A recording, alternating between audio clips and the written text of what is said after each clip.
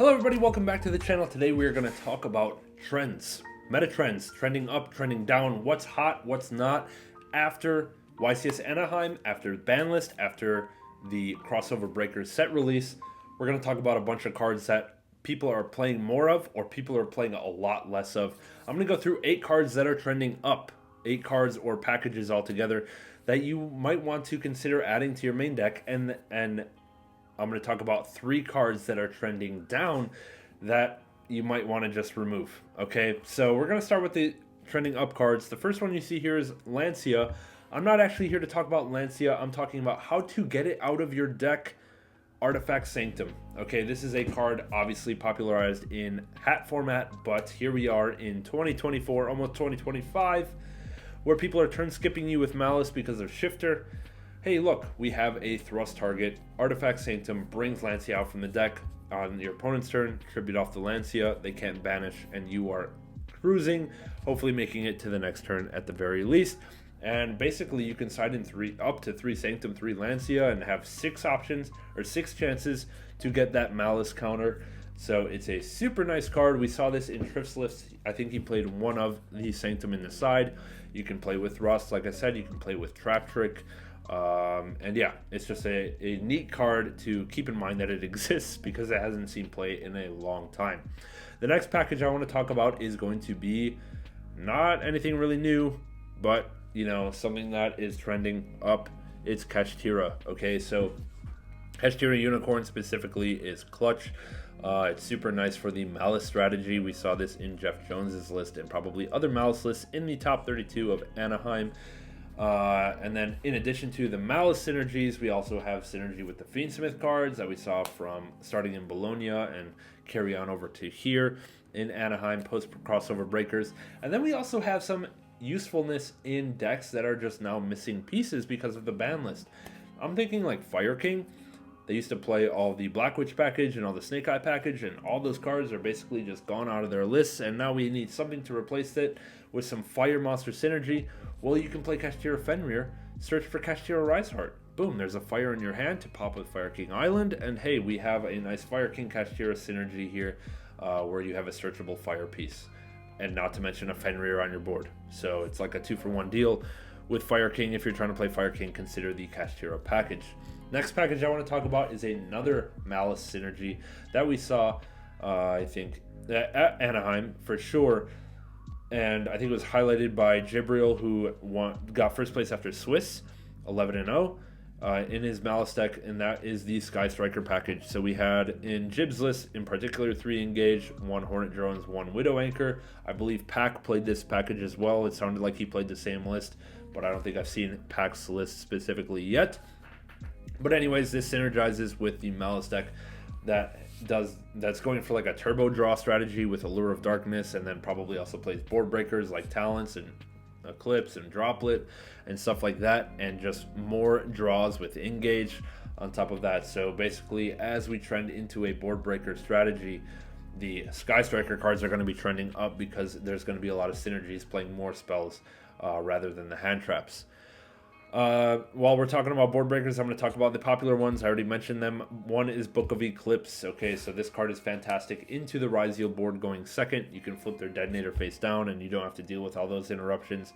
I think they still get the field spell interaction. I think you can still detach from face down Xyz to negate, but I don't quote me on that. But I know Eclipse is solid into a lot of boards in general, including the Ryzeal board. And then especially if you're going first, setting the Eclipse against the Ryzeal deck, they put out 2 level 4s, flip that Eclipse, boom, you know, pretty clutch there. They can't use those materials. Same playing into Malice, they put a couple monsters on the board, they want to link them off, nope, Eclipse face them, book them face down. It's really devastating into the newest meta trends. So yeah, Eclipse is kind of nice here. And then the other card that's trending even more than Eclipse is going to be Triple Tactics Talent.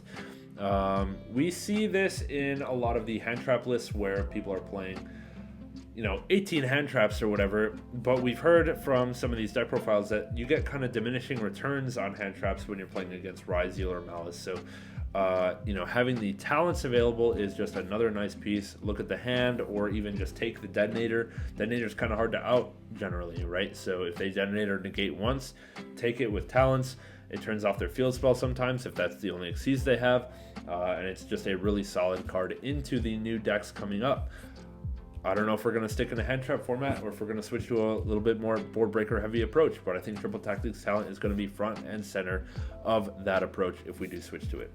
The next cards I want to talk about are going to be for a little lower tier decks now. First one is going to be Tenpai. We lost Chundra, we lost Sengen Kaiman. What do we replace it with if we still want to play that deck? The first one is going to be the obvious choice of Dora. This one, you normal summon it, search a dragon. We can search Genroku. Genroku summons itself out when it's searched. Tribute it off for Pydra, and then you have access to all of your one-offs. Okay?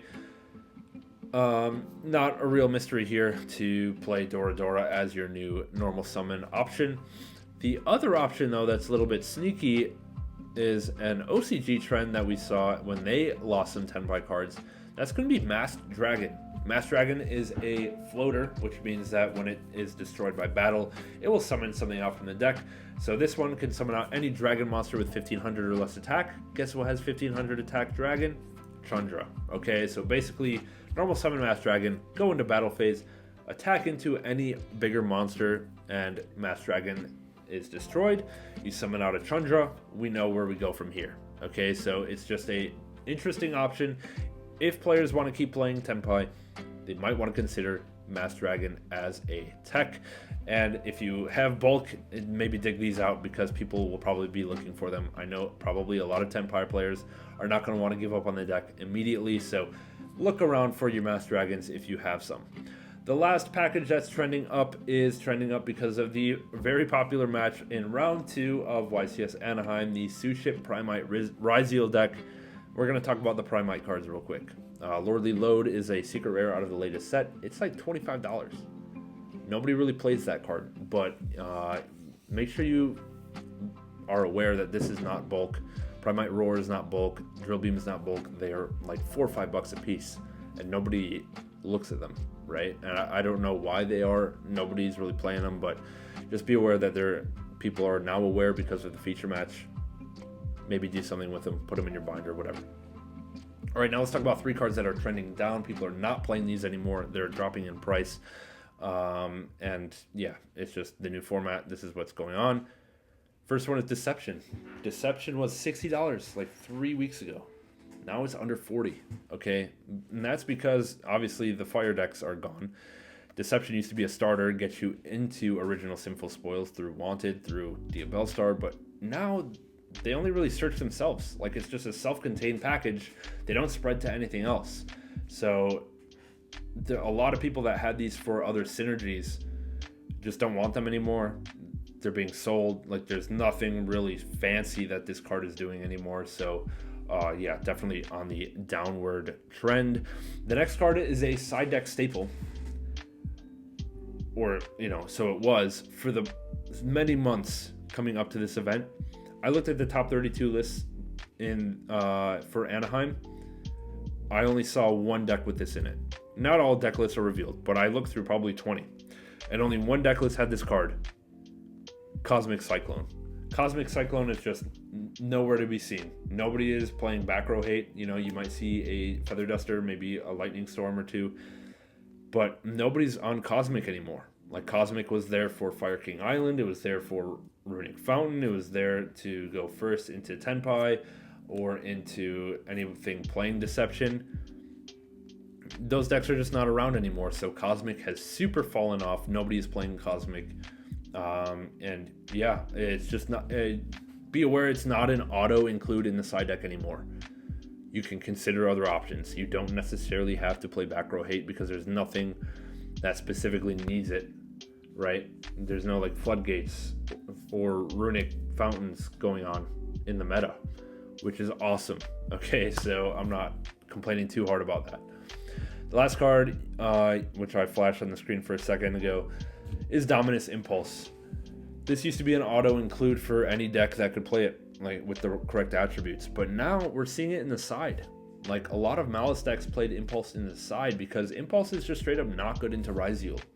Okay, if you're playing hand traps in your main deck, you essentially have to play hand traps that stop Ryzeal Duo Drive. Impulse does not fit that description, and therefore it's not worth main decking necessarily, okay?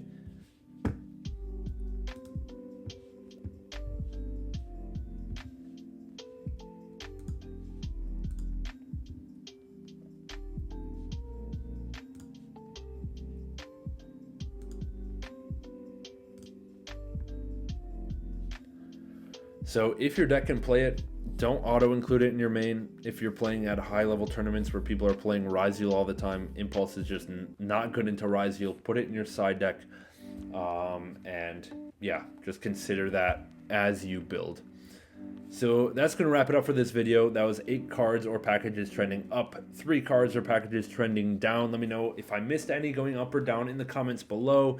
If you like this kind of video, leave a like, sub to the channel, because I'm going to do more of these meta trend type videos in the future. And with that, we'll catch you guys in the next one. We'll see you soon.